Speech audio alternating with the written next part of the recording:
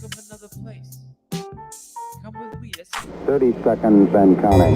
There were plenty of years where there were guys who would dread being drafted by the Buffalo Bills. Not anymore. Astronauts report it feels good. T-minus 25 seconds. Brandon Beane realizes they're in a window of 2 to 3 years max to get this done while the iron's still hot. And getting Von Miller into that situation was big for the Bills. 10, 9. Oh, baby.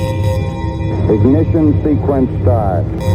6, 5, 4, 3, 2, 1, 0.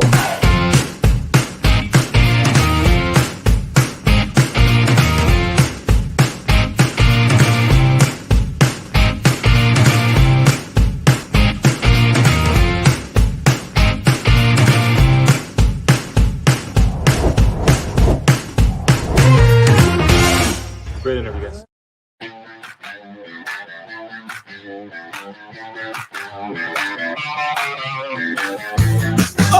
Oh, baby! What is up? Buffalo Fanatics. Z-Bot here with you on a Monday, but we're not live on the Buffalo Fanatics YouTube channel. Instead, tonight, we're pre-recording because I'm bringing you a very special edition of the Smoke Break this evening that I am very excited to share with you. It is officially Super Bowl week, which of course means the Bills are not playing. Stop me if you've heard that one before, but we still got to watch the game nonetheless. And since our rooting interest has been put on the back burner, we no longer get to watch Josh Allen and the boys compete. We got to have a little stake in the game. We got to have something to root for, especially when one of the teams out on the field are those Kansas City Chiefs. You got to have something to pull for. And that's why, if you're like me, you're going to have a little scratch on this game to make it that much more interesting. This is the Christmas of football. That's what the Super Bowl is, but it's also the Christmas of the sports betting community. And when you coincide the two, that's what makes the Super Bowl so special. So today, I have a very special guest who's going to be joining me, Matt Mitchell. And Matt Mitchell is the longest tenured producer at the Action Network. And he also just so happens to be a diehard Buffalo Bills fan. And I bring him on now. Here he is. Matt Mitchell, thank you so much for joining me on a busy week, Super Bowl week. I'm so excited to have you. Oh, always happy to join a fellow Bills fan in any pursuit. And Right. I'm happy to talk gambling anytime, anywhere. Bills, gambling, and all we have to knock off. Well, we already knocked it up off air. We were talking about the Flutie Flakes and the Kelly Flakes. I got the Josh's Jacks. So we got all the bases covered. Now we just got to dive into the game. Yeah, the intricacies, right? And then we'll keep it grooving from there. But if you don't know the Action Network, this is kind of where I want to start, because I talk about the Action Network every time I bring up gambling on the show, which isn't all that often, but this time of the year, I talk about it a lot more, but because, of course, you know, the main rooting interest is gone. Now I got to have my ancillary rooting interest to kind of fill the void. So Matt is a producer over at the Action Network. He's been there since 2017. He produces one of my favorite weekly listens, and that's the Favorites podcast on the Action Network Podcast Network and The Volume. And that's with Simon Hunter. Why am I blanking right now? Chad Millman, the guy who signs my paychecks. I'm missing on Chad Millman. Yeah. You want to know what it is? I think it's because Simon lately has been on such a heater that I have been like dialed in onto Simon's account on the Action Network, which you can follow people. And it's amazing. So if for those who are just listening for the first time, Matt, about the Action Network, what would be the best way to describe what it is in your opinion? Since you've been there for so long and watched it evolve, how would you describe the Action Network to somebody who might not know what it is? Sure. So the Action Network is a sports betting media company that provides gamblers of any level of experience, kind of everything they need to go with more than just their gut. And we also run an award-winning app that lets you track all of your bets, see how they're doing, see how they're performing in real time. It's won the Fantasy Sports and Gaming Association's best sports betting app every year. I think since it's existed. So it's a wonderful tool. But we also have podcasts that I'm in charge of as audio director. We have YouTube shows. We've got written content. We've got everything you need for basically anything you can gamble on, which is quite a lot. Right. And when Matt says the app is award winning, I mean, it is for good reason. I am on that app daily. It has everything. And as I was referring to earlier, in regard to Simon Hunter, who is on one of the shows that Matt produces, one of my personal favorites, the Favorites podcast. When I brought him up, the reason for that is because you can follow other bettors, professional bettors like Simon, on the Action Network, and you can kind of get a good read as to what people are thinking about on certain picks. You can break it down based on who's on one side, who's on the other. There's a million different things. This app is incredible. So just, I would say this without you here, Matt, but since Matt is here to double down on it, the Action Network, before the big game, you want to get it. You also want to tune into Matt's work because it's great stuff. So, Matt, in addition to the Action Network, your day-to-day job, of course, one of our biggest day-to-day jobs when we're wearing the gear we're wearing right now is being a Buffalo Bills fan. Talk to me, Matt. I know listening to an episode a couple of weeks ago that I knew you were a fan, but I immediately found out how much of a fan you were when Chad and Simon told the story of you on the flight during the Dolphins playoff game where you had to get the flight attendant to use the pilot's phone to get the score. What happened there? Walk me through that one, because that really showed me, okay, I knew Matt was a Bills fan, but he's really a Bills fan. So I'll try to truncate the story, but I had to go to New York. Action Network was launching the opening of a new studio at our headquarters in Manhattan. So I was going there for that. And the deadline I had for booking my ticket was basically as soon as the Bills-Bengals game ended. So because that game obviously was suspended and then canceled, I was going to use that game to determine whether or not we were likely or not to have the 1 seed. Because if we had the 1 seed, I could leave on Sunday, right? And it wouldn't impact that game. Wouldn't be playing. And as it turns out, to make a long story short, I ended up being in flight during the end of that game. Oh my God! Only because it was the longest first half in terms of minutes in first half in playoff history. It was an endless first half, and I'm in the airport thinking, why can't this just end the half? I'm never gonna make it. And I'm watching on the plane, and the Wi-Fi goes down with, I think it was 4 game minutes to go. Oh, dude, that is my living nightmare right there. That is a living nightmare. And I think, and it's certainly mine. And I you never know with on an airplane when the Wi-Fi is going to work. Sure, yeah. No, it's not. But I think in the back of my mind, I thought, oh, I'm not going to get out of this alive, and I didn't want to confront that because there's nothing I can do. Right. And it goes down, and I just closing my eyes and be like, this is it. You're in hell. Like you did it. You went 17 years of your adult life without seeing playoff games. They're finally a thing you get to enjoy every year. And during the only part that really matters, you're now in unless you're under the ocean. Right. The only place you are now, it's dark. You just have no information. I feel like I'm going to throw up. And the flight attendant walks by and looks at, she's like, are you all right? And I go, it had been like 15 minutes. So I assumed the game was over. Right. I go, ma'am, I need to know the score of this Buffalo Bills Miami Dolphins game in the worst way. And she said, and I'll give her credit. She just looked me up and down. She said, but she saw it on you. It was visible. She said, is this a gambling thing or a fan thing? And I said, it's both those things. And she looked real spooked. And she went, I'll be right back. And she walks to the front of the plane and she gets on the little phone to the cockpit. And she talks for a couple seconds, listens, hangs up, walks back, tells me the final score and that the Bills had won. And then I felt I was on cloud 9 because it was about to feel like a 30-hour flight to New York from Milwaukee, my home, if she had said the wrong score. So I consider myself lucky.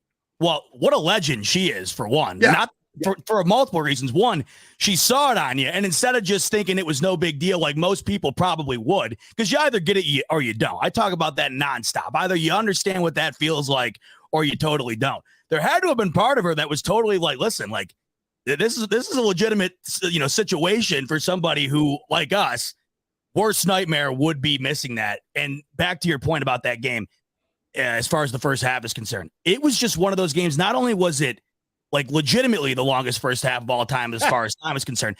That game just would not end. I mean, that was a nightmare in itself to have to do that on the flight too. But I'm sure in your situation, you have the flight later that day. You go up 17-0. You're probably thinking you're boarding that plane, no problem at all, right? I again, shame on me. They go up early, and I think, oh, I'm playing with my kids. I'm packing all my stuff up. I'm like, oh, this will be great. The whole thing will feel like Mardi Gras. The whole plane will be great. Like I've never watched a Buffalo Bills game in my whole life. And it starts to turn south kind of immediately, all at once it starts to fall apart and Shakir or whatever drops that 50-yard bomb. And I think, oh, this is going to be a bumpy ride for me. And, it's rough. Were you at the airport to open the half when Allen got the strip sack fumble? Were you at the airport and watched that?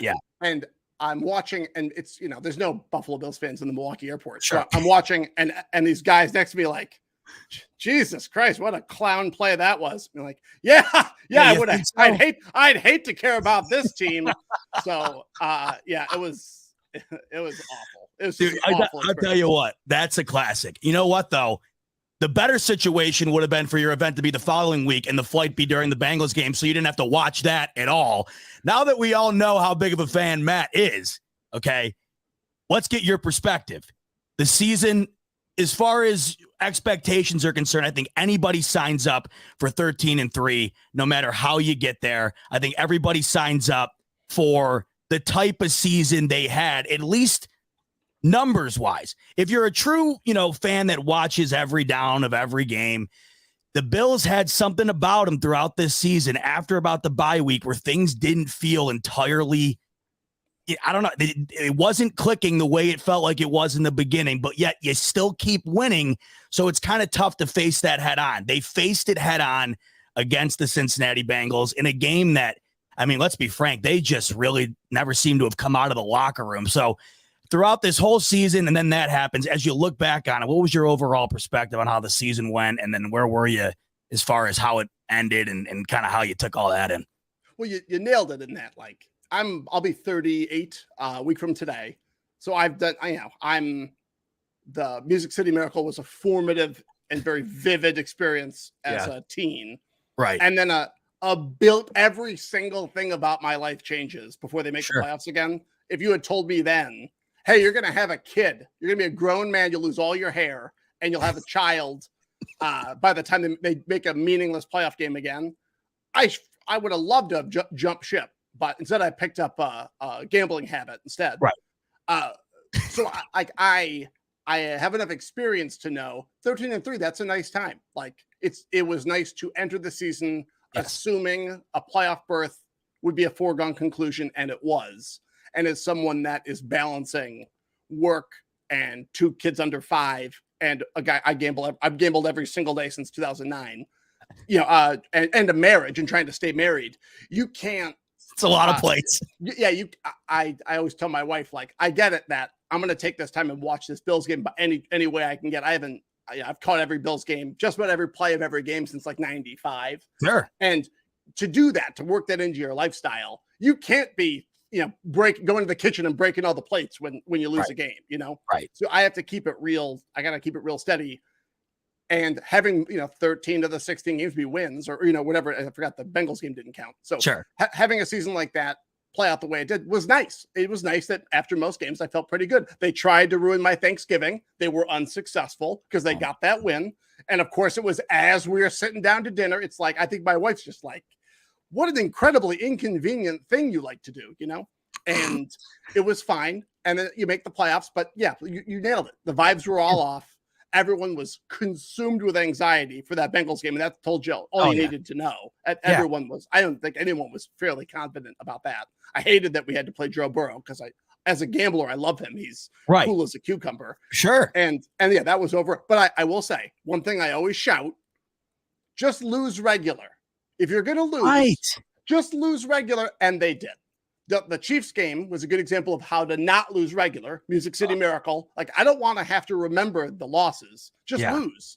And they did deliver me that. They did. Like, they lost by halftime. I do this little routine when they're eliminated from the playoffs. I use a Bills mug every day. Then it makes me sick to my stomach to look at after they lose that playoff game. I take it, I wash it, I walk it down to my basement. I got a little closet under the stairs.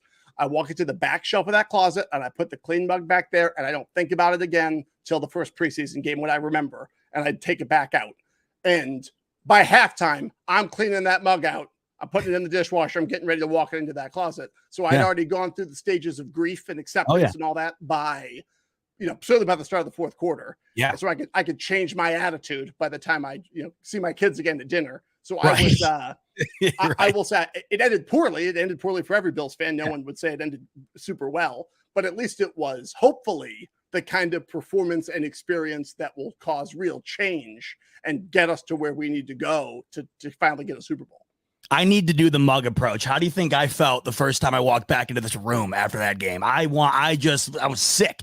But to your point, and where I found it to be much easier to swallow than the Chiefs game. After that Chiefs game after it ended, the roller coaster of emotions was so, there's no proper word to describe it, to the point where I felt just completely emotionally, I don't even think drain's the right word, flat out dead inside for days after that because of the ups and downs and then the ultimate down. I mean, you couldn't have gotten worse. I accepted that game after the second. It went touchdown drive 3 and out, touchdown drive 3 and out. I knew it was over right there. You could just tell they didn't have it. So great point, and I completely agree. It's much easier to swallow a loss when you're watching it unfold firsthand. I mean, there was nothing in that game that was going to just switch on a dime where they were going to get back to, what we have seen earlier in the season.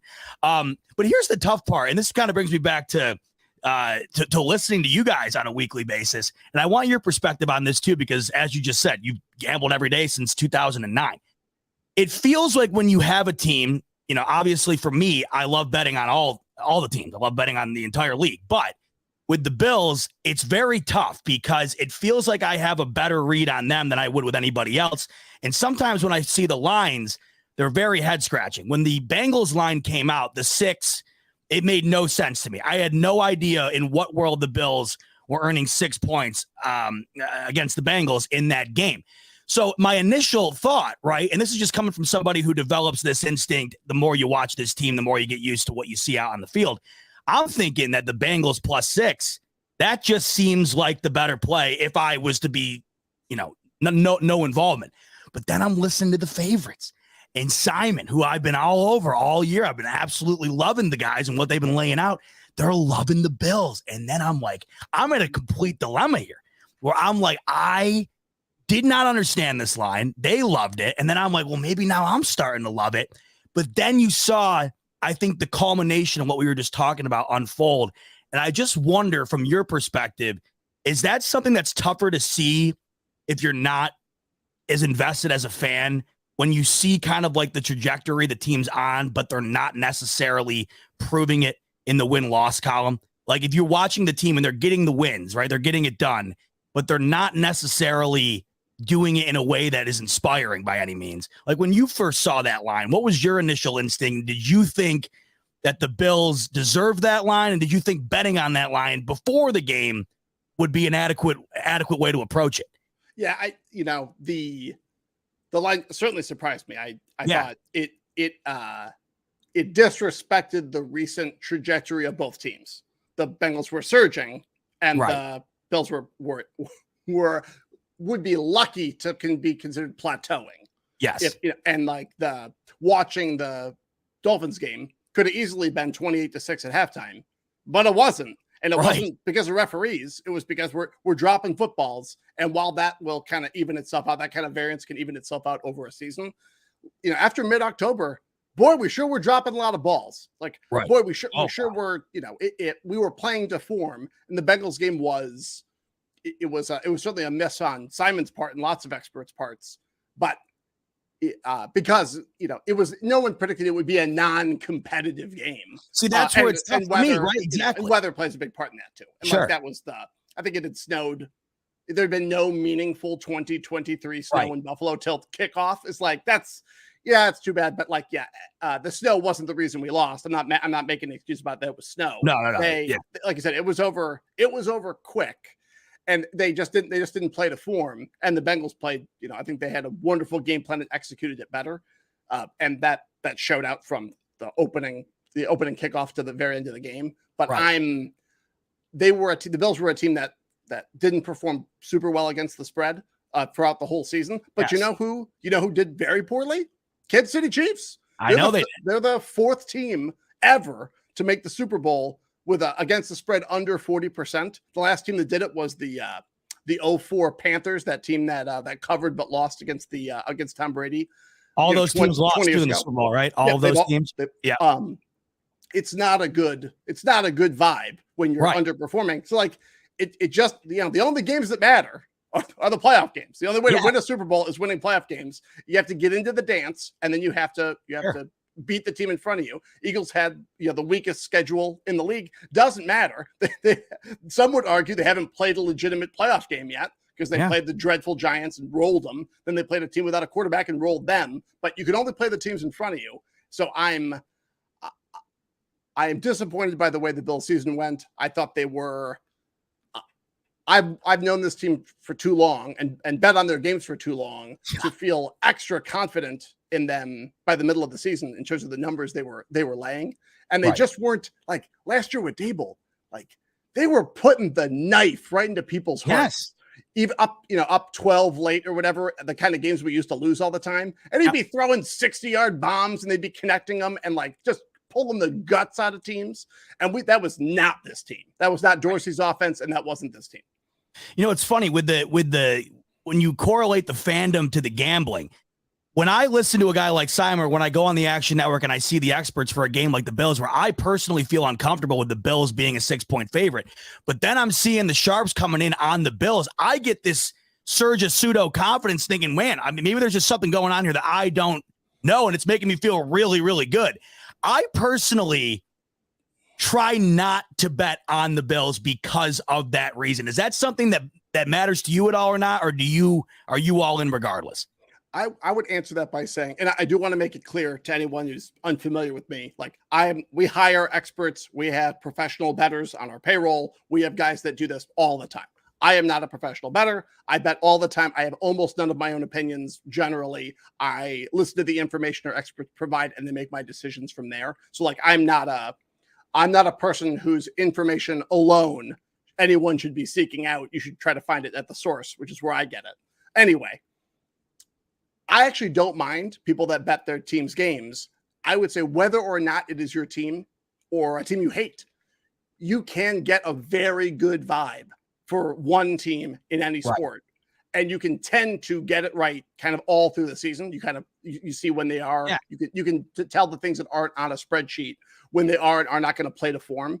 You can also get it totally wrong. And I feel like last year I was profiting a lot on Bills games, especially Bills totals, because they were doing things like running it up. They were cashing totals because they were very bloodthirsty in games. And they weren't labeled that Super Bowl favorite yet. They still had that leniency, right?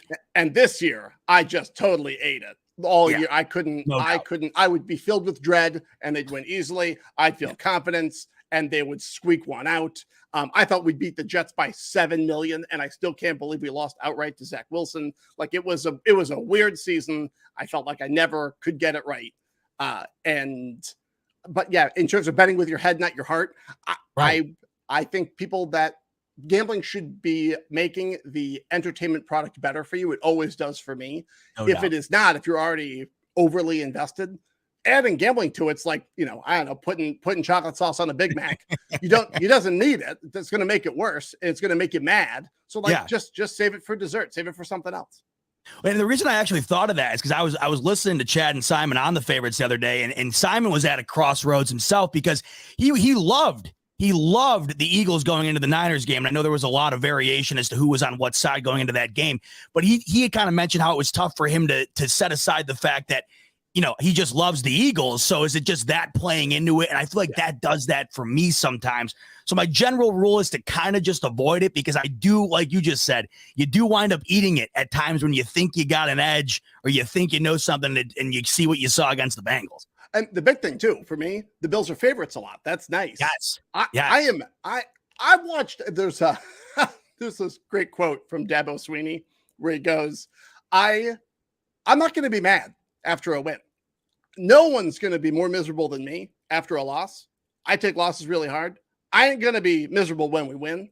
Right. And when the Bills are favored and I'm like, Bills are up late. They're have one more first down and they get it, but they didn't cover the 4.5. Yeah. I feel like a horse's ass being like, I waited 17 years for the Bills to be good. The Bills are now really good. I ain't going to be mad when they win by 3 points because I want them to win by 5. So I will say I'm less likely to lay the favorite with Buffalo. Well, I'm right there with you because I broke my golden rule. I laid the 16 like a moron in the Dolphins game, and then you get off to that start, and you're just, I mean, not only are you realizing you're moving on in the playoffs, and so you think, right, but then you also thinking you're coasting to this cover, and it's just like the best feeling ever, and then it all coincides into one collision. It's the worst. I'm glad you brought up the favorites as far as the Bills constantly being favorites. Only team this year to not be a dog. From your perspective, what were your thoughts on that and how Vegas perceived Buffalo? Because to me, when you look at the landscape of the league and then kind of how the Bills were playing after the bye week, it shocked me that even still, no matter what, every week the Bills were the favorite at the closing line. Yeah, that was interesting. A lot of that will go into public perception entering the season. So the Bills were Super Bowl favorites. They were minus 275 to win their division. Like the perception of them was being in a separate class. And then they ended up being small favorites over the Chiefs. That was the one that was kind of a toss up. So and if they keep winning, even if they're not covering, if they continue to win, they will keep enough gamblers happy that they're not going to, the public's not going to turn against them. Right. And so I think they were able to do just enough to continue to warrant being at least small favorites over a lot of teams, mostly because if the opposite was true, if you post Buffalo as a dog, they were going to get hammered in almost any one of those games. So it was, I think a lot of that was just kind of market perception of the team. And a lot of that was informed by last year. So you think that it was basically the trickle down effect? Because I think this whole season, it's weird. The 13 seconds in which Buffalo lost seem to have positively impacted them all offseason and then all throughout this year. Everybody remembers what Allen did to the Patriots and then how he played in that Kansas City game. And it just seems like that perception never faded until they got absolutely trounced 2 weeks ago. It just seemed like that was there. If you weren't a diehard Bills fan and you're a fan of another team who kept tabs on the Bills, it just seems like everybody had that in the back of their mind and didn't see this coming. And I think even for us, I don't think we saw it coming. I think we knew they weren't as good as maybe others thought, but I don't think anybody could have possibly saw what came from the Bengals there. And then you think about what went into that game and the injuries and how Kansas City the following week, more banged up than Buffalo, were just able to find a way. I think that as a fan, that's what kind of hurt the most, as you saw Chris Jones with 2 sacks, and they got 3 sacks and 3 snaps. The Bills couldn't touch them. So the way it ended, Matt, it just that's what sucks, especially when you look back at all these things. And that's the one thing I continue to look at is like, man, they were favored in every single game. They were the preseason favorites, and they come out to begin the year, and they really show that maybe they really look like they deserve to actually have all of this confidence, and everybody's kind of piling on top of them. It comes crashing down. So. Yeah, that's the like. I was asked by Simon Chin, how do you feel about the Bills? I think they were like 7.5 to 1 to win the Super Bowl. Yeah, like how do you feel? I feel terrible about how do you feel? I feel like garbage. Like I haven't watched us make a Super Bowl since I was 9. Am I excited about this totally meaningless like symbol that everybody loves us? Like no, that doesn't do me any good. Wake me up in January and then I can get excited about it. But like it does you no favors, and teams that haven't gotten there before, teams that aren't appearing in Super Bowls like a Mahomes Chiefs team, traditionally, if those teams are overrated in terms of the market, like that never works out. It's a long season and tons of stuff can go wrong. And although enough stuff went wrong with the Bills season along the way that they endured and still won, that I wasn't filled with pessimism. Like Hyde going down. I mean, the losing Von Miller was just dreadful. It was really an acutely painful injury in that he was, a luxury good acquired for a very specific solution. Yes. And then goes down and we're back where we started, and we knew where we started wasn't good enough. Right. And that ended up being exactly true. Right. And the part that stood out the most of many things in that Bengals game was yet another Bills playoff game where the other team says hike, and then 4 Bills run into an offensive line and nothing happens. And I'm so sick of watching that game because we watch it over and over and over again that I am, that we efforted against solving that, and then it ended up not mattering at all. And that's exactly what I was just getting at when I was talking about Chris Jones and the line for Kansas City, what they were able to do. It's just, once again, like you just said, that's the glaring issue. You had the solution, so you thought it's no longer at your disposal. And then the following week, you watch the team who does have a guy like Chris Jones, and that was a big difference in the game. So here we are, Matt, the Chiefs, once again, they're off to the Super Bowl, and now the Eagles. And this is the other disheartening thing as a Bills fan. You're not watching the Eagles for the second time in less than a decade get to the Super Bowl with 2 different coaches, 2 different quarterbacks, basically 2 completely different teams. And you're wondering how the Bills throughout this period here have not been able to get to just one with Josh Allen. But one of these days, I guess that's what we keep saying. So it's Eagles, it's Chiefs.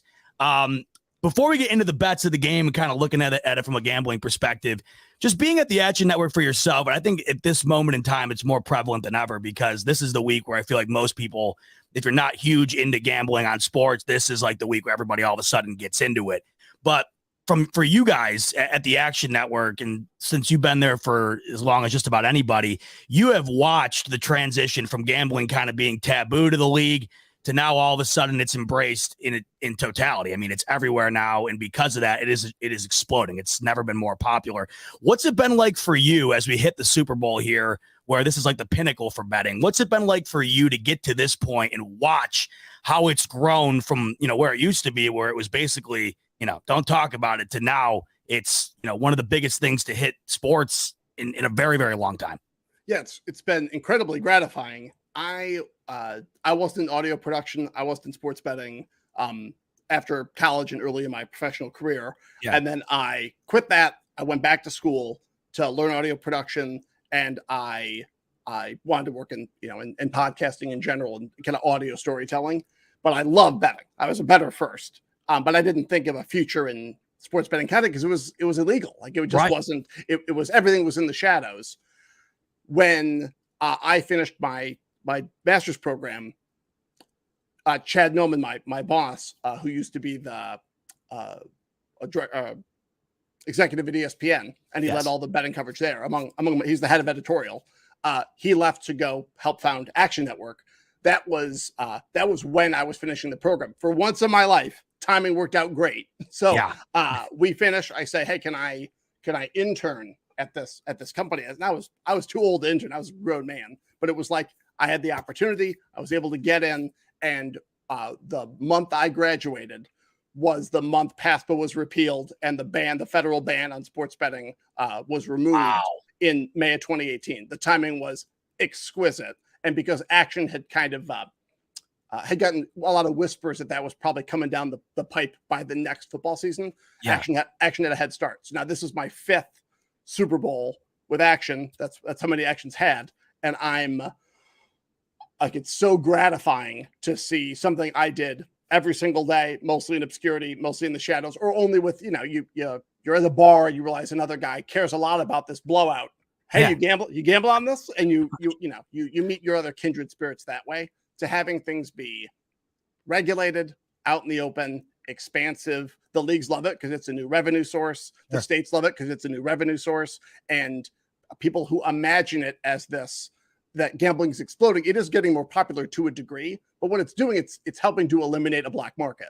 Like you take betting you were doing with a bookie or you're doing offshore, and you're turning it into normal action at a normal regulated sports books like a FanDuel or a PointsBet or what have you. So it's been wonderful, and seeing the public appetite for NFL grow and grow and grow, because everyone has to do their own journey through sports betting, because it's an activity that can be very punishing if you do it irresponsibly. It's like booze. It provides its own punishment if you do it wrong. So it's been nice to see kind of people, what we talk about, from going from the top of the funnel, making your first bet, kind of just getting into it, to come where we're more useful, which is middle of the funnel, end of the funnel, where you know what a money line is, you know what a good price should be, you know when a line smells off, you know how to not get taken advantage of by these crazy juiced up props. Like that's when we can really be of service, and helping to service that growing number of people and help make interested, intelligent bettors even more interested, even more intelligent, make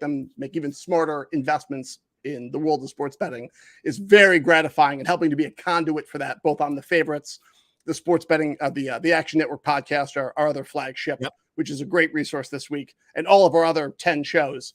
It's been very nice to help service kind of that need, because the appetite for above replacement level betting content is growing. Yes. And that's where I got to double down on behalf of Matt here, because everybody who tunes into me every week, clearly they are a massive football fan. I think the one thing that goes overlooked when you're talking about betting, and this is from my perspective, and the one thing that I personally love about it, that even sometimes for me, I think gets a little bit overlooked, from what I listen to from your guys' stuff, what I get from the articles on Action, and then overall just being involved in gambling on the NFL, I have learned an infinite amount more about players and teams and everything in between than I ever would have known before if it weren't for having that incentive of the betting perspective. And I think what you guys offer, like when I hear, one of my favorite things when I'm on Action or when I'm listening to one of the pods or whatever, is hearing those insane, very like detailed stats that you'd never know otherwise if it weren't for a betting trend or something like that. And I think the cool thing about all this is it's really expanded the knowledge of everybody. Not so much, towards the standard bar talk or whatever, but it's a lot of deeper stuff that you would not have known otherwise if it weren't for having all this information, like you just said, because it goes beyond the status quo of just standard. We look at this game from each side, and this is why we like the quarterback better. It's way more than that. And because of that, I think you just learn so much more about the game itself. Oh, for sure. It's a wonderful, approaching something from a betting perspective is a wonderful lens, because at its best, it's a disinterested lens. Yes. Taking in Buffalo Bills content is like a guilty pleasure. Sure. I love to hear the most biased Bills talk is like a nice little dessert for me. But the disinterested nature of betting, and what I really like is I kind of fell out of love with ESPN talk and like general sports talk as a 20-year-old, because it was so unaccountable. I'm not a hot take guy. It's so boring to me because it's entirely unaccountable. That's why I don't like a lot of draft content, frankly, that's not betting related, because It's like whatever your opinion is, or winners and losers of the draft or whatever, like unless you're going to come back in 3 years and be held to account about it, I'm not interested. If you're going to talk about, is this trade a good idea? Like, well, if you really love it, let's make a bet. Like let's bet on the team's outcome, and especially Action Network content. And that's my job on the podcast. I'm the arbiter of taste. I fill in. I'm the proxy of our audience. It's like those old Hair Club for Men commercials. Yeah. I'm not just the president. I'm also a client. It's like I care about the content because I am the audience. Yeah. When I want our content to be unindulgent, actionable, and accountable. You're not just going to hear a bunch of rambling nonsense. There's plenty of shows for that. We don't make them because we're not going to compete in that space. You want to go listen to Bill Simmons talk about the NBA for an hour and just have a good time. That's great. He does a great job. Lots of shows do a great job, and they have celebrities and fun people. If you want to hear nerds and fanatics who want to be held totally to account for what they're saying and be proven right or wrong consistently, and then reflect on that, we've got great programming for that.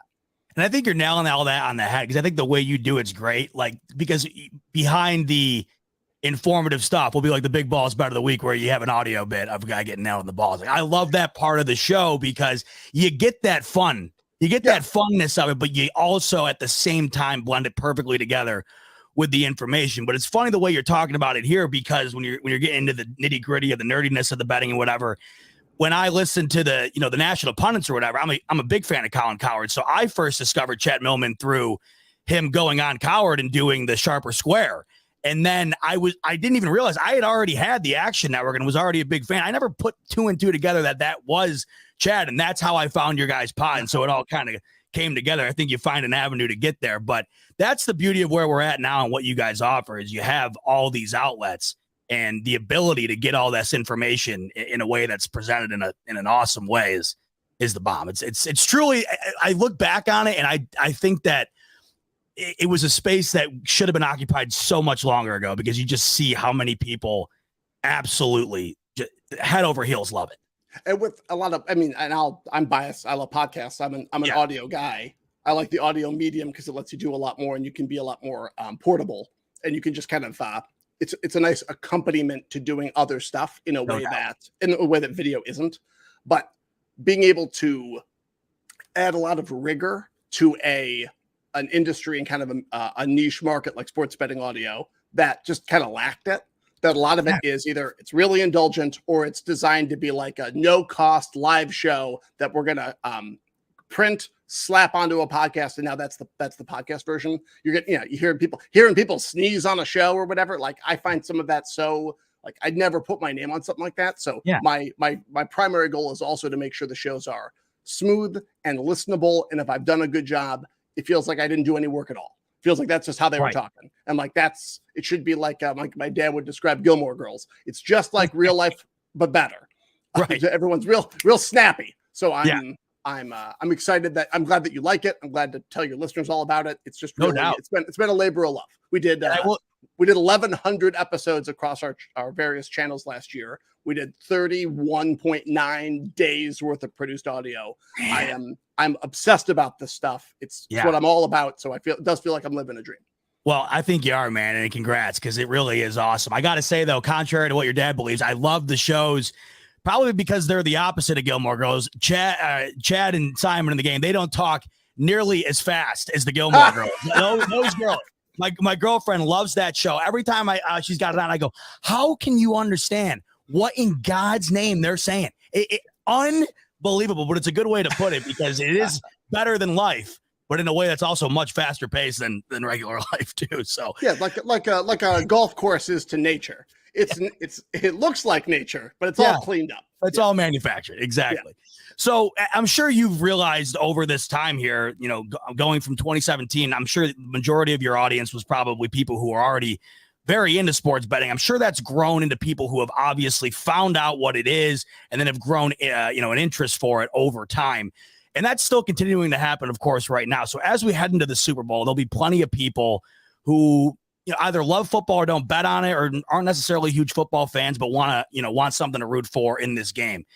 For you, as you look at this game, if someone come up to you and said, never bet on football before, but I want something fun to root for this weekend in the Super Bowl, what would be the fun bet for you that you'd recommend to somebody who's not necessarily huge into gambling? Yeah, so like that's I've always relished opportunities to talk to people who don't bet a lot, but are a little bit interested in event specific betting. Yeah, and I always say, what's your goal? And if your goal is I don't want to lose money, that's one goal. Because that informs what kind of bet I would recommend. Sure. If I want a chance to lose a little bit, but I'll win a ton of money. That would get me excited. Or I just want the sharpest angle. That's one. In terms of the kind of the nature of your question, for many people who are going to watch a Super Bowl and aren't regular bettors, they're interested in how the Super Bowl is going to play out on its own merits. Yes. So what I discourage, because I'm certainly fallen victim to this myself, you make a menu of bets that has grown into kind of a Waffle House-esque menu where it's too full. Some things might compete with other things. You can't remember what you're rooting for at a given play. It becomes a little convoluted, and you either have to set it all aside and you'll catch up with it after the game, or you end up totally ruining your kind of game watching experience, and you kind of lose the forest through the trees. So what I'd encourage people to do who are interested in watching the Super Bowl on its own and want to bet, do first of bets, things that will be over in the first quarter. I love to do no scoring in the first 7.5 minutes, whatever, the markets will change by minutes. It's getting shorter and shorter. Sometimes it's like the first 6.5 minutes now. Doing no scoring, that game starts and you're in a full lather.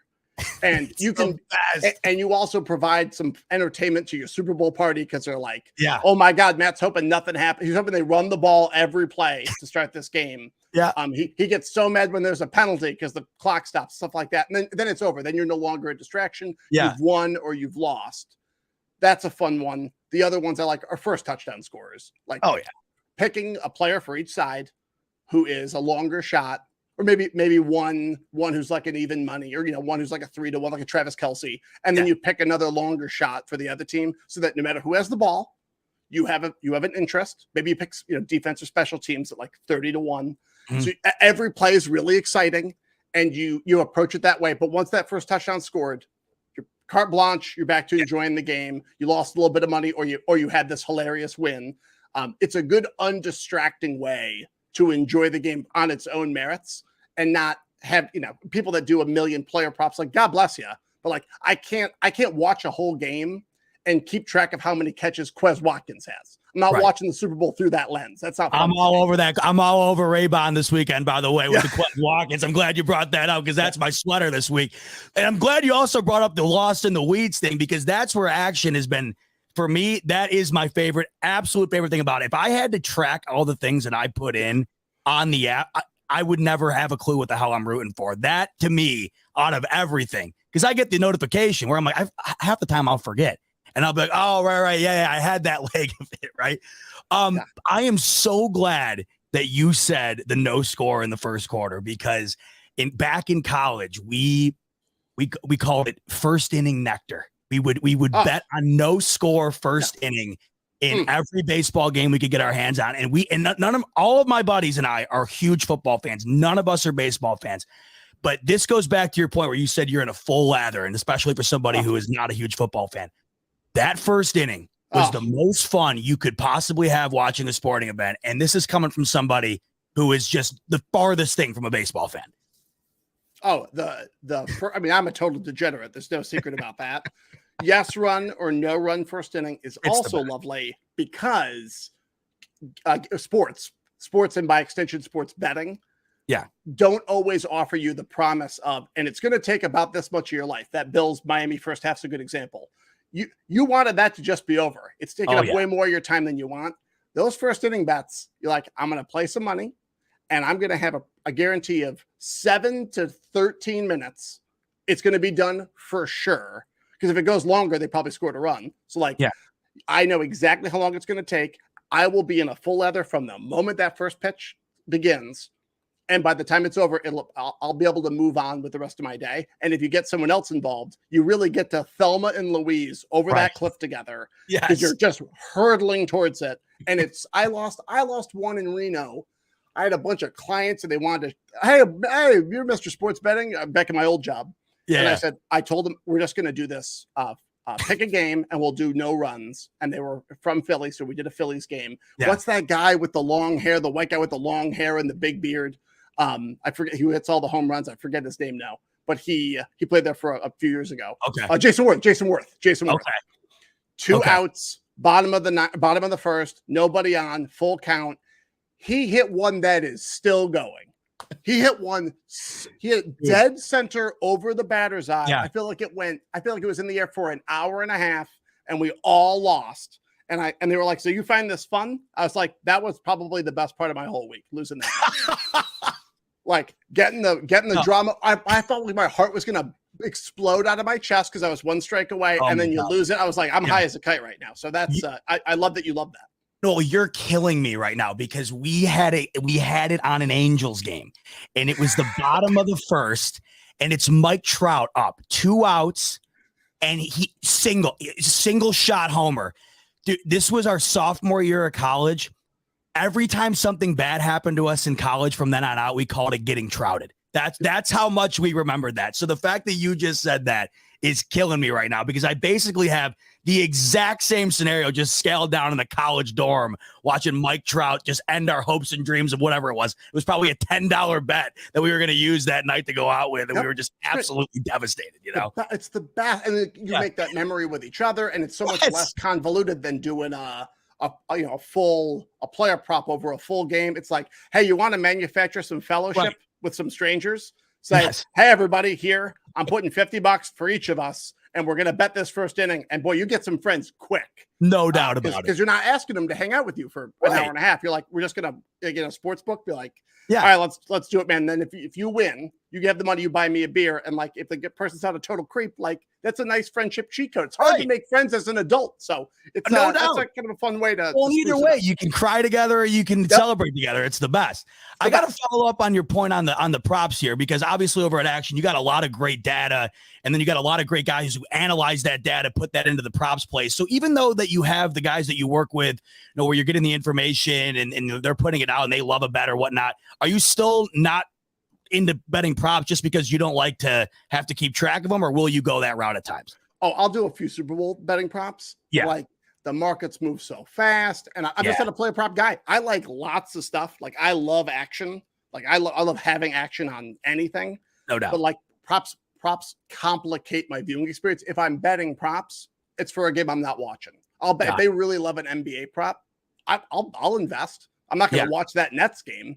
I'll check in and see if it won later. And they'll wait. If I can get it early, if I can get it before I post the show, if I cheat and take the bets before anybody hears them, like I'll bet them. I'm not an idiot, but like it just doesn't. I'm looking for a dopamine rush. They don't give it to me. Yep. I totally hear you, because every time you do get to it, right, you go there, and that's in the difference between the props, like a yard or two. You don't think it's anything. It is everything. And by the time I see it, whatever they got it at, it's the same odds, but way worse half the time. That I am in total agreement with. But there's something about the intricacies, I think, of the one particular player, especially when you're rooting for them to do bad. It's the weirdest feeling in the world. Like if you got money on the team to, like, say this weekend, if I'm taking the Eagles and then I got Quez Watkins under the yards, it is the weirdest dilemma ever. But there's something I love about having like the game within the game. But it's like the most stressful bet of all time, because all of a sudden, especially with the lower end guys, it's just one play. Like they don't have to continuously do anything. They just got to have one errant throw, and that's that. I think that's part of it too, because it's the easiest way to feel like a total idiot. And I'll lose tons of bets. I do like to just, like I said before, kind of just lose regular. I don't want to feel like a total idiot. Those obscure player props where you're just like one play away. Guy catches 2 balls instead of 1.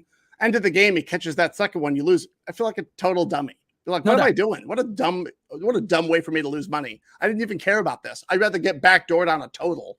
Because at least it was regular gameplay. Yes. Just like, oh, I wish you hadn't been the one who caught that. It's ridiculous. It was like last week under Isaiah Pacheco receptions. I think he opened the game with the first two passes were right to him. And it just felt just like you, where you're like, how stupid am I? Just the dumbest. And that's the thing. It's like right off the bat too, right off the bat. And it's also a reason I don't live in a mansion. Like it's also doing that at a really high level is a great way to get tons of money and be so successful. Sportsbooks will cancel your account or limit you.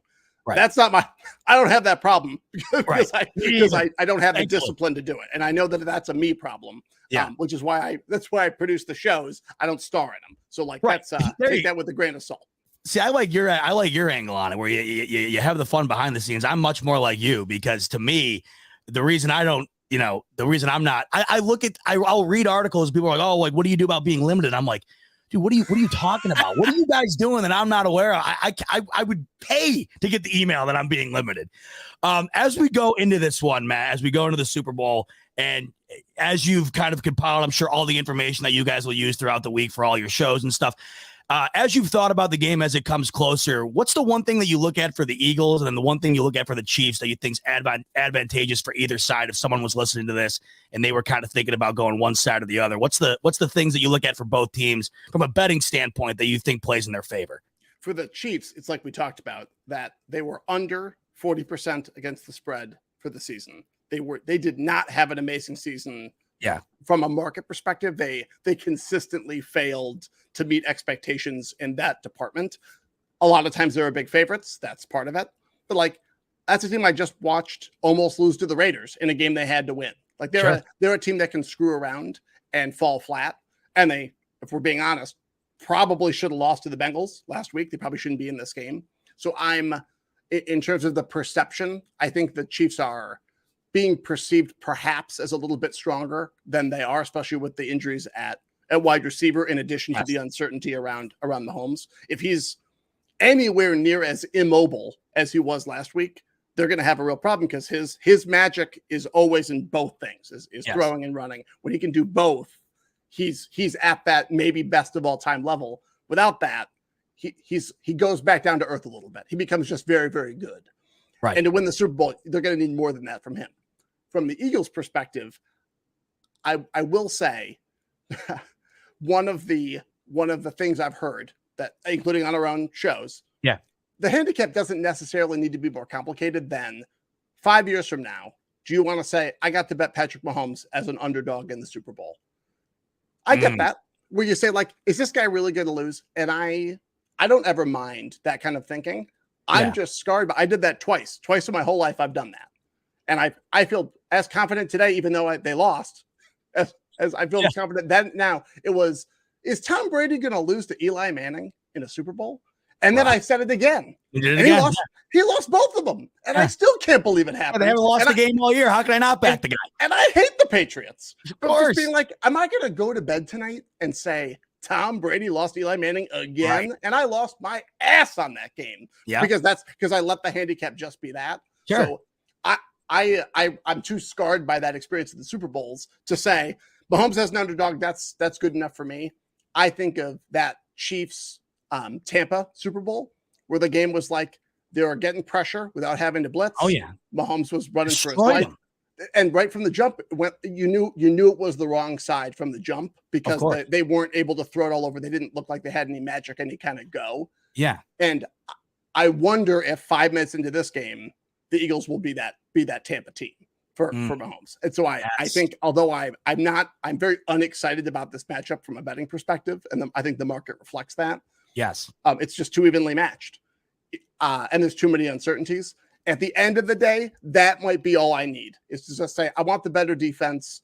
I've already seen Mahomes struggle when he's under pressure. I can't confirm whether or not that will actually happen until the game starts. But if I'm going to build a position, I'm going to approach it from that perspective of I'm hoping that a dominant performance by Philadelphia's defense helps lead the way to them kind of grinding this game out and winning. That's so funny you say that. You say you're not excited about it from the betting perspective because of, the narrowness of it. But that typically reflects in the excitement of a game like this because of how close it's projected to be. That's the funny thing about it. This line opened up where the Chiefs were favored by 2, and then all of a sudden it completely flipped. And now it's settled in at Philly plus 1.5. It's kind of stayed around there. What do you think was the biggest swing as far as why it went from that line all the way back up again, and then it just kind of plateaued? And it really, that line has not moved for almost a week now, it seems. What do you think it was from the beginning to now that has kind of altered the perception of this game? Yeah, I think they opened as soon as conference championships concluded. Yeah. That evening, Chiefs -2, and the Eagles get absolutely hammered till it flips over basically 4 points through the 0, which isn't that large a move.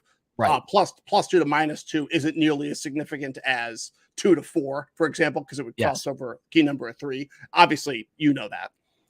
When you see the action, it certainly indicated that. Yeah. Following the most recent game, the thing everybody saw, there was more confidence among sharp bettors, because that's who's betting openers like that, in building a position with Philly as an underdog, taking that +2, because they speculated correctly that it wouldn't remain. They got a little bit of value. They were able to get plus money on an Eagles money line. It settles at now Eagles -1.5. There's no way this number's touching 3 either way. It's probably just going to die right here. Maybe go to 2, maybe go to a half, whatever, in kind of a dead zone. 87% of Super Bowls, the spread doesn't come into play anyway. It certainly won't in this one. So I think it indicated that from what people just saw, they saw Jalen Hurts look a little healthier than I think was being perceived, and it looked like Mahomes was pretty messed up, pretty injured, and gutted it out. And he looked more and more hurt as the game went on. So I think it was buying a position on speculation that Mahomes wouldn't be able to recover fully in 2 weeks, which was probably accurate. Or even if he shot up by the end of that game, that stuff will start to wear off, and he'll be coming down to earth. Who do you think's line's been more affected by their injury? The Hurts kind of banged up, or the Mahomes banged up? Which side do you think's been more affected by that as far as betting is concerned? Oh, I'm sure Mahomes. I think the whispers now started that the reason that Hurts missed so many passes, and he missed plenty in that game, was maybe, it wasn't jitters, maybe his shoulder's not as healthy as was being reported, that some of that wasn't excitement, but rather just kind of a lack of accuracy from an injury. That's way more concerning, big picture. Right. But I don't think we didn't see him, we didn't see him sailing one into the stands. You don't hobble around with a shoulder injury. So I think that, again, what makes the game so hard to bet on and so uninteresting to me from a betting perspective, kind of versus other Super Bowls in the past, is we're going to know the answer pretty soon as the game starts. Right. I don't want to wait that long. I want to have action now, but you prefer your game, unlike the Bills-Bengals game, to be decided kind of late. You don't want to start the game and think I'm drawing dead.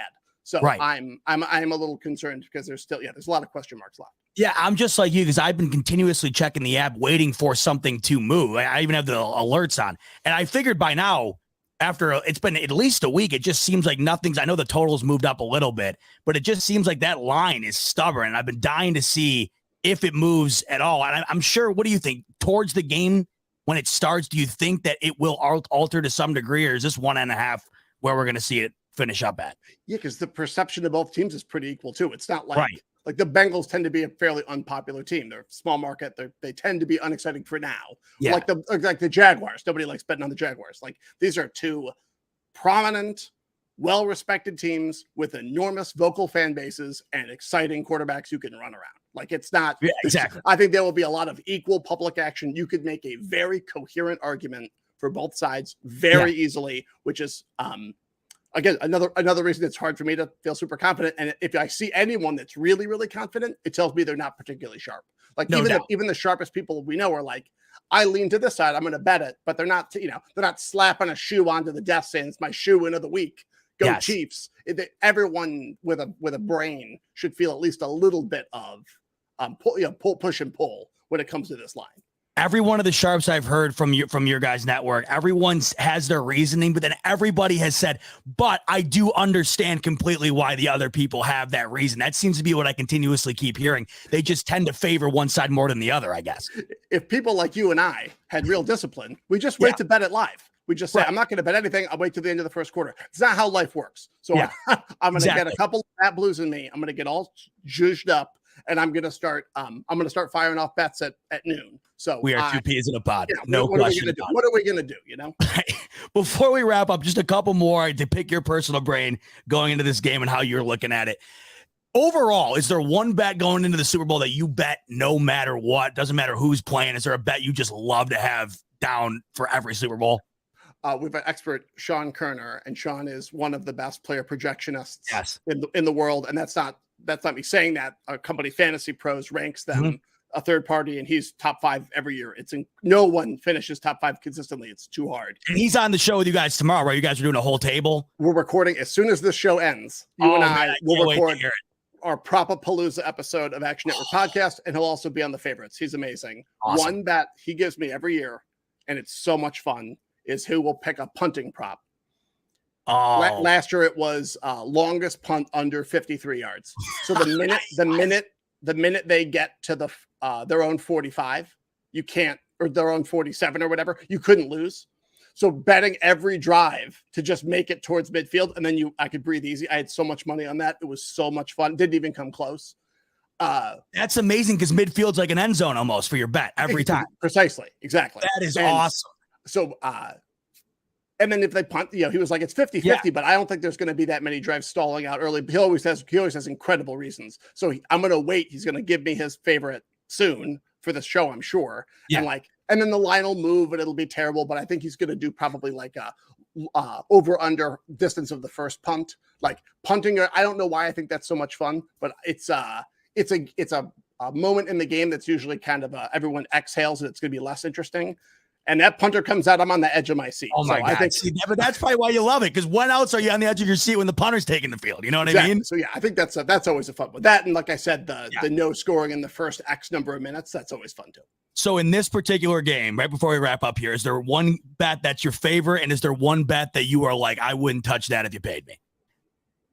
I don't think I can bring myself to touch this total because I think this game could sail over 50. Or this game could be just like that Tampa Kansas City game where like your over's dead. You know, because once you go over 47, it takes 2 to tango. You need both teams scoring. And I'm too concerned that after that first quarter, it's like now one of these teams ain't it. One of these teams ain't getting to 24. So I'm not going to touch the total. Probably. I mean, I think at the end of the day, I'm going to bet the Eagles. I think I'm most excited about sitting down and being like, you know what? I'm going to get myself excited about betting the Eagles. Maybe that sounds like the dumbest possible way to approach this game, but it's exactly what I'm doing. Yeah, I think that's what I'm going to do. But I can't. I'm not going to root for the Chiefs. I can't do it. So hell no, that's added fuel. Yeah. All week long, I have been doing exactly what you're doing, where I am just trying to, like, it's like everything. You can find the angle. to prove anything right for yourself. I have been trying to find the way to prove the Eagles right to myself all week. So I'm on the same boat as you. Now I'm wondering if you're going to be on this with me. And this is my last question to you. Do you bet the coin toss and do you bet the national anthem? I got to know. Oh, the anthem for sure. Anthem. Okay. You are my favorite. Anthem, you have to. You have to. Stucky gave me the best reason, or one of our experts, Stucky, who's a great follow at Stucky2 on Twitter. He said he stopped betting the coin toss, one, because it's dumb, because you're betting the 50-50 and you're betting it at minus 110 or whatever. But he goes, every year, if I lose it, the game hasn't started and you took a really dumb loss, really put you in a sour mood. And I can't say of the 50% or whatever of Super Bowls where that happened, I'd be really pissy because you feel like it just sets a bad tone. So and in a way that the anthem doesn't, because the anthem feels like a bet. The coin toss is you're just flipping a coin. Like there's not a whole lot there. So I will say anthem is fun. Just don't do the coin toss. If you're going to do the coin toss, add it to like a 6-leg parlay so that that one's dead right away, or it's going to be an enormous multiplier. No doubt. Do it. I guess what I'm saying is do it even stupider. Play it even more stupidly. Yes. This is bad advice, but if you're looking to do something like that, take it all the way or don't do it at all. Right. Matt, this has been such a pleasure. There's been so many things you've said that I if you couldn't tell, I'm just kind of like squirming around because I want to just reach out and say, like, dude, you are reading my mind right now when it comes to half these things, and no one else I talk about with this stuff, they ever feel that same way. So an absolute pleasure to have you on and be able to pick your brain about this stuff, because it makes me feel, I guess, a little bit more sane, but at the same time, it also makes me feel great to know that there's people out there that are also going through that same stuff, where I think when you're going through it, you're thinking, man, I got it. Like you said earlier, I'm just the dumbest guy on the planet. I got to be riding this completely solo. You know what I mean? Yeah, I totally. Hey, listen, as Bills fans, we're just empty husks inside. You better believe it. Where happiness and a soul used to be. So it's nice to see my counterpart across the screen here. Love it. Well, as we wrap up, Matt, let everybody know where they can find not only you, but what you got going on as we approach the Super Bowl here, and what they can dive into as the game nears. So I am at Old Boy Uncle Mitch on Twitter. If you want to hear, ramblings about a guy who ate $29 worth of McDonald's breakfast yesterday. But for gambling analysis, for the best that Action Network has to offer, listen to the Favorites podcast and the Action Network podcast. They are wonderful resources, especially this week leading up to the Super Bowl. I think we have something like 8 different shows. Anything you could want to know from a betting perspective, those two shows will take you there. We've got individual shows covering every other sport, but for those looking to bet the Super Bowl, the Favorites and the Action Network podcast are great resources. I am so stoked to listen to you guys this week, because I know that Chad and Simon have been hyping up the kind of the roundtable you guys are doing. So I can't wait to hear that. Can't wait to follow you guys all week. And once again, man, thank you so much for coming on. And I really hope you enjoy the game this weekend. Oh, I think I'm on a collision course with a good time. Thanks a lot. Happy to come. I feel the same way. Now, I will say the next time I have you on, hopefully, we'll table this. The next time I have you on, we're going to be talking Bills bets in regard to the Super Bowl. That's what I want to pencil in right now. When the Bills inevitably get there, Matt, you got to come back on and give us your best bet. How about that? And we'll have made so much money on the Super Bowl. We're going to have rich guy problems. We'll have separate rich guy. We'll have all new friends. We'll have rich guy friends. So that sounds great. That sounds like a plan. You heard it here first. Next time you see Matt on the platform, that means good things are coming your way to Buffalo. So can't wait. Matt, thank you again, brother. I appreciate it. My pleasure. Good luck, everybody.